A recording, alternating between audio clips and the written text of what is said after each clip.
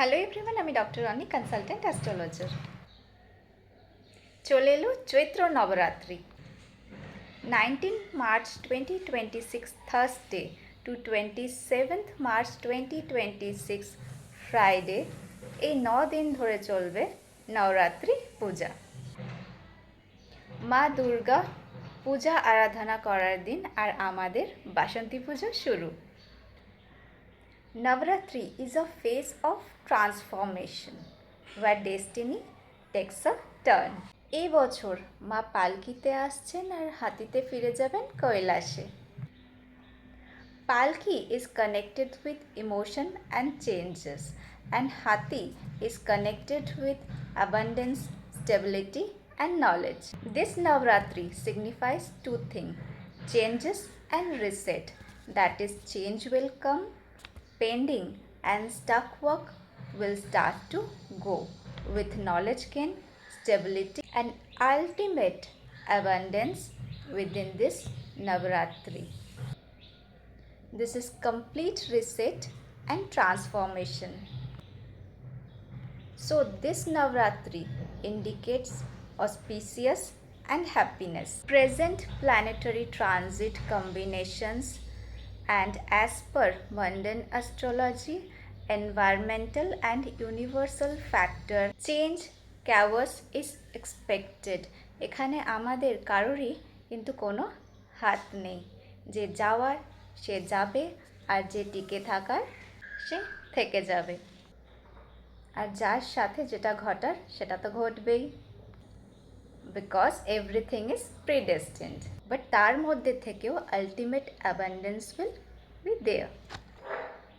তাই মানুষ হিসাবে আমাদের তো এটাই প্রেয়ার, মা যখন আসছেন তো তার জিনিস তিনিই সামলে রাখুক। মানুষ, জীবজন্তু, পশু পাখি,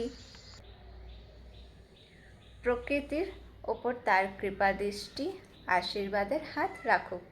মানুষের লাইফে অচানক ডিজাস্টার আসছে দেখে প্রিভিয়াস ভিডিওতে দেখবে অলরেডি বলা রয়েছে, যাদের লগ্নকুণ্ডলী আর লাল কিতাবের বর্ষফলে 6th house, 8th house, 12th হাউসে কোনো যদি প্ল্যানেট বসে থাকে তাদেরকে পুজো পাঠ থেকে দূরে থাকতে বলেছি।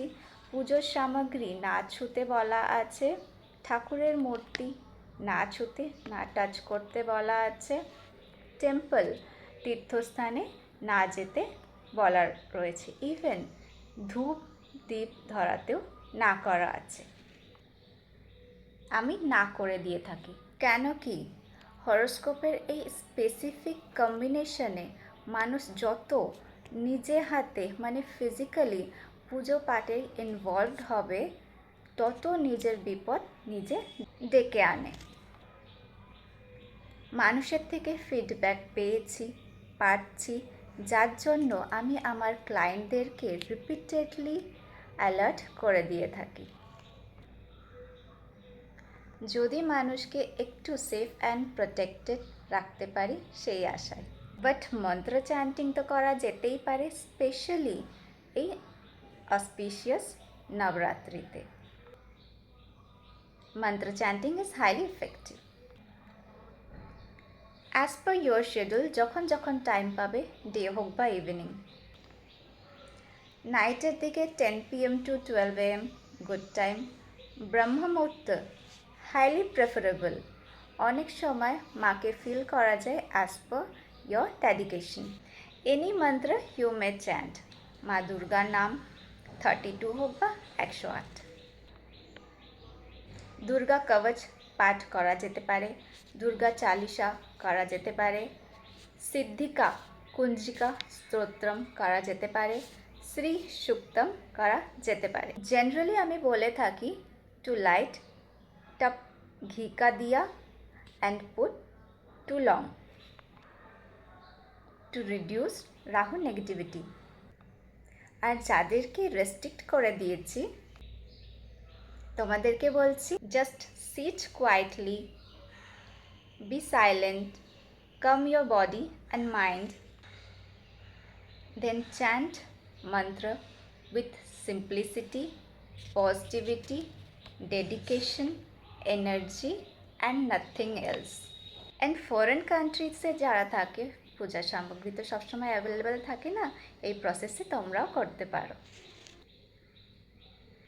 Just do it and don't ask, demand or wish for এই চাই ওই চাই, এটা দাও সেটা দাও।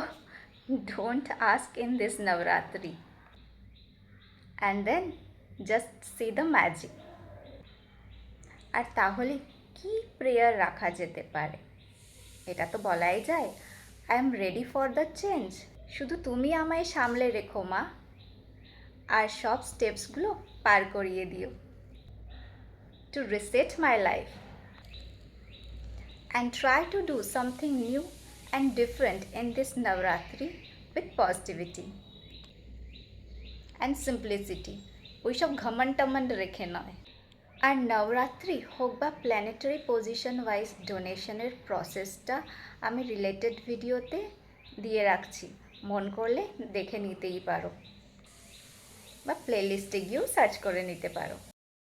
নবরাত্রি, বাসন্তী পুজো তোমাদের সবার খুব খুব ভালো কাটুক, মা সবার উপর কৃপা দৃষ্টি রাখুক, and hope for the best and positive change to come.